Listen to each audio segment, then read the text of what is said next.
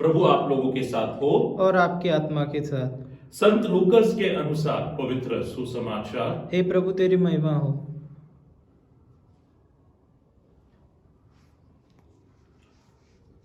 वे खोपड़ी की जगह नामक स्थान पहुंचे। वहां उन्होंने ईसा को और उन दो कुकर्मियों को भी क्रूस पर चढ़ाया, एक को उनके दाएं और एक को उनके बाएं। ईसा ने कहा, पिता इन्हें क्षमा कर, क्योंकि यह नहीं जानते कि क्या कर रहे हैं। प्रभु का सुसमाचार। हे क्रिस्त तेरी स्तुति हो। क्रिस्त में मेरे प्रिय भाई और बहनों, आज हम यीशु के पहले शब्द को, क्रूस पर उनके प्रथम वाणी को तवज्जो देकर उस पर मनन करने वाले हैं। ईसा कहते हैं, पिता इन्हें क्षमा कर,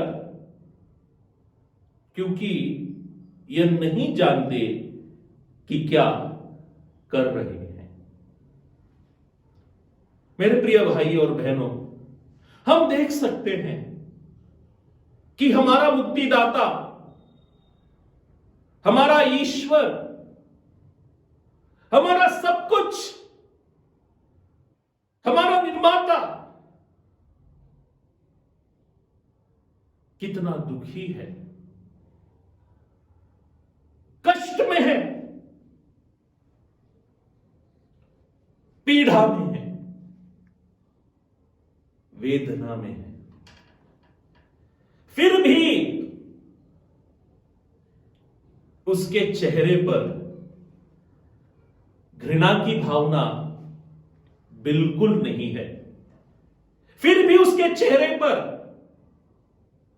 द्वेष की भावना बिल्कुल नहीं है, क्रोध की भावना बिल्कुल नहीं है, बदले की भावना बिल्कुल नहीं है, रंजिश की भावना बिल्कुल नहीं है। उसके चेहरे पर हम क्या देख सकते हैं? उसके चेहरे पर हम क्षमा, प्रेम, मोहब्बत, शांति, विनम्रता देख सकते हैं। उन्होंने जो गिरी प्रवचन के माध्यम से हमें जो आशीर्वचन दिया था, जिसका मुख्य विषय सूत्र था प्रेम, क्षमा, शांति, वह विषय सूत्र केवल अपने मुखों द्वारा, अपने शब्दों द्वारा वे नहीं प्रकट करते, बल्कि प्रत्यक्ष हमारे सामने क्रूस की यातना सहते हुए भी, इस महावेदना को सहते हुए भी वे प्रकट करते हैं। जो उन्होंने सिखाया था उसको वे अपने जीवन में लागू करते हैं और हमें सिखाते हैं क्षमा का महत्व क्या है, क्षमा की शक्ति क्या है।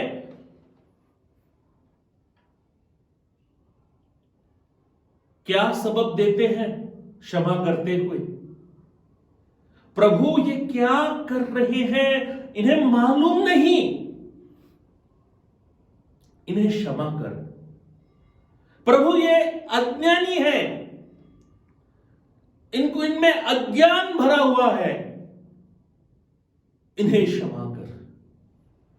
और इसी बात को संत पेत्र अपने ईस्टर प्रवचन के दौरान इसका बखान करते हैं, इसको पुनः दोहराते हैं। भाइयों, मैं जानता हूं कि आप और आपके शासक भी यह नहीं जानते थे कि वे क्या कर रहे हैं। आप और आपके शासक नहीं जानते थे, आप अज्ञानी थे कि आप क्या कर रहे हैं। प्रेरित चरित्रों का वाक्य है। मेरे प्रिय भाइयों और बहनों, संत पौल भी इन वाक्यों को दोहराते हैं दूसरे रूप में तिमोथी के पत्र में। संत पौलुस कौन था? संत पौलुस एक उच्च शिक्षित व्यक्ति था, बुद्धिमान था, उसे संपूर्ण यहूदी नियम शास्त्र का ज्ञान था। वह कंठस्थ कर चुका था इन बातों को, और इसी धर्मानुराग में वह ईसाइयों के विरुद्ध उन्हें खत्म करने के लिए आगे बढ़ रहा था, इसी ज्ञान के बदौलत। लेकिन कहां गया उसका ज्ञान? जब ईसा प्रकट हुआ उसके सामने, जब ईसा पुनरुत्थित प्रभु यीशु क्रिस्त उसे दर्शन देता है, उसे महसूस हुआ कि वह वास्तव में अज्ञानी था। जिस व्यक्ति को सब कुछ मालूम था नियम शास्त्र के बारे में, अ से लेके ज्ञ तक सब कुछ, वह आखिर में जान जाता है कि उसका ज्ञान शून्य है, शून्य है। वह अज्ञानी था, इसीलिए प्रभु यीशु क्रिस्त ने उसे क्षमा किया। इसी वाक्यों को वो दोहराते हैं। प्रभु यीशु क्रिस्त की करुणा कितनी महान है, कितना असीम है, लाजवाब है। क्योंकि मैं अज्ञानी था और प्रभु यीशु क्रिस्त ने मुझे क्षमा किया। यहां पर एक विरोधाभास देख सकते हैं ज्ञान और अज्ञान के बीच में। वह ज्ञानी था, लेकिन यह एक विरोधाभास था, ईशज्ञानिक विरोधाभास था, तत्वज्ञानिक विरोधाभास था कि वह फिर भी अज्ञानी था, और इसी अज्ञान की वजह से वह क्रिस्त को पहचान नहीं पाया। इसी प्रकार का अज्ञान हम यरूशलेम में देख सकते हैं। जब बालक यीशु का जन्म हुआ, ये मुख्य याजक तो थे, वे ज्ञानी थे, क्योंकि मुख्य याजक बनना इसका अर्थ है उसे नियम शास्त्र का संपूर्ण ज्ञान था।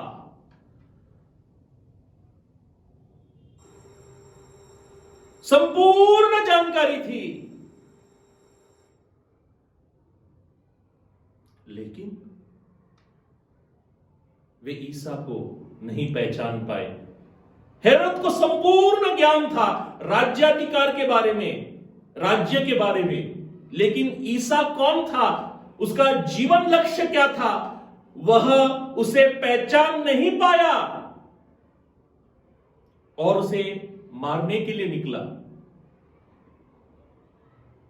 ईसा इस भूमि में मनुष्य बने, इस भूमि में आए, किसी भौतिक राज्य स्थापित करने के लिए नहीं, लेकिन ईश्वर का राज्य स्थापित करने के लिए, हमारी मुक्ति के लिए, हमारे उद्धार के लिए वे इस भूमि पर आए, मनुष्य बनकर। लेकिन फिर भी हम हेरोद में देख सकते हैं एक प्रकार का अज्ञान। ज्ञान और अज्ञान, इन दोनों तथ्यों का एक विरोधाभास देख सकते हैं। और यीशु क्रिस्त को किसने पहचाना? कुछ पूर्व से आए लोगों ने पहचाना, मागी ने पहचाना। इनको यहूदी नियम शास्त्र के बारे में किसी भी प्रकार का ज्ञान नहीं था, वे अज्ञानी थे। फिर भी इन्होंने पहचान लिया कि ईसा कौन है, यीशु कौन है, और यीशु की आराधना वे करते हैं। गैर यहूदी लोगों ने पहचाना कि यीशु कौन है। अज्ञान ज्ञान, इसका एक विरोधाभास हम देख सकते हैं। यदि हम मानव वंश का विश्लेषण करें तब हम देख सकते हैं कि मानव का जो विकास है, मानव की जो प्रगति है, वो किस प्रकार से हुई है, किस तेजी से हुई है। आज हम कह सकते हैं कि हमारे पास हर प्रकार का, हर तरह का तंत्र विज्ञान है, आधुनिक कल यंत्र है, मोबाइल है, आधुनिक गाड़ियां हैं, घर है, गगनचुंबी इमारतें हैं, सब कुछ है, पैसा है, आर्थिक विकास तेजी से हो रहा है, हमें सभी प्रकार का ज्ञान है। इसके बावजूद हम एक प्रकार से अज्ञानी हैं।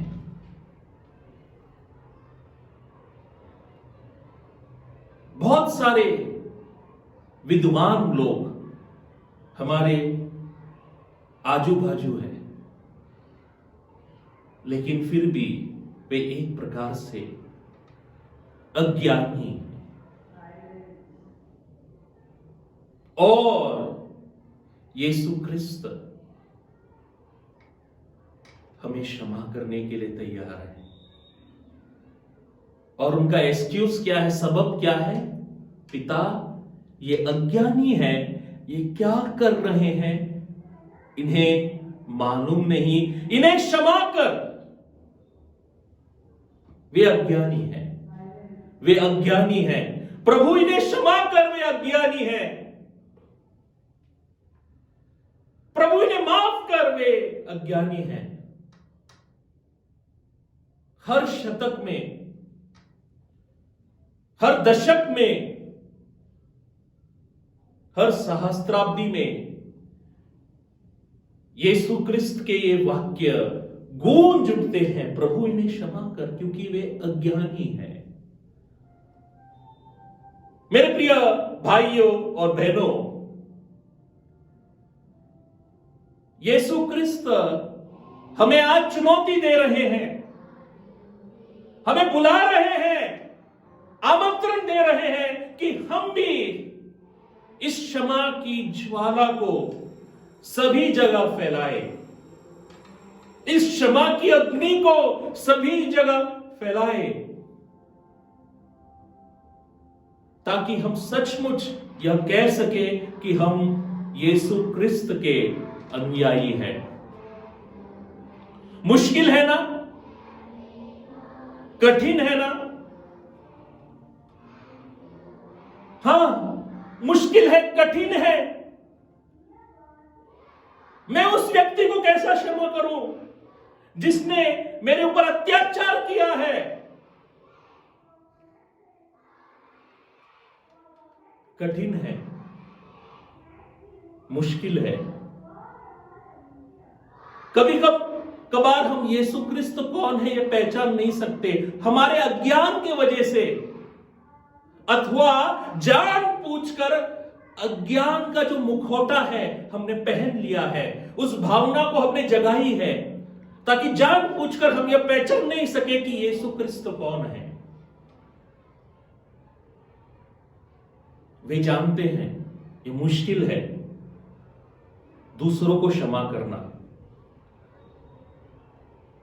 कभी कभार हम अपने आप को भी क्षमा नहीं कर पाते। हमारे हाथों से बहुत सारे गुनाह हुए हैं और इसी दोष से हम रोज अपने आप को ही कोसते हैं और कुछ लोग आत्महत्या तक कर लेते हैं।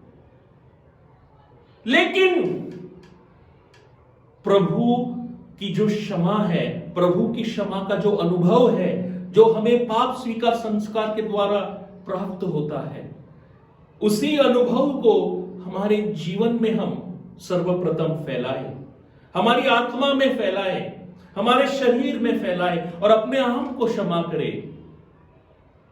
और जिन व्यक्तियों ने हमारे विरुद्ध अत्याचार किया है उन्हें क्षमा करें। यह मुश्किल है, कठिन है, लेकिन फिर से एक बार यीशु क्रिस्त हमें आमंत्रण दे रहे हैं। क्रूसित प्रभु यीशु क्रिस्त पर हम अपना लक्ष्य केंद्रित करें। वह हमें निमंत्रण दे रहे हैं, बुलाहट दे रहे हैं।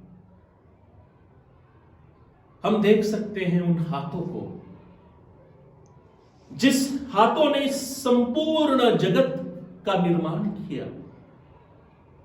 वह हाथ अब अशक्त है, दुर्बल है। अपने शरीर में चिपकने वाले एक मक्खी को भी वह दूर नहीं भगा सकते। वे अशक्त है, दुर्बल है। लेकिन इस एक शब्द के द्वारा, जो शब्द हर एक सहस्त्राब्दी में, हर एक शतक में, हर एक दशक में गूंज उठती है, इन शब्दों द्वारा वह हमें दूसरों के अज्ञान को पहचान कर उन्हें क्षमा करने का न्योता दे रहे हैं। आमीन।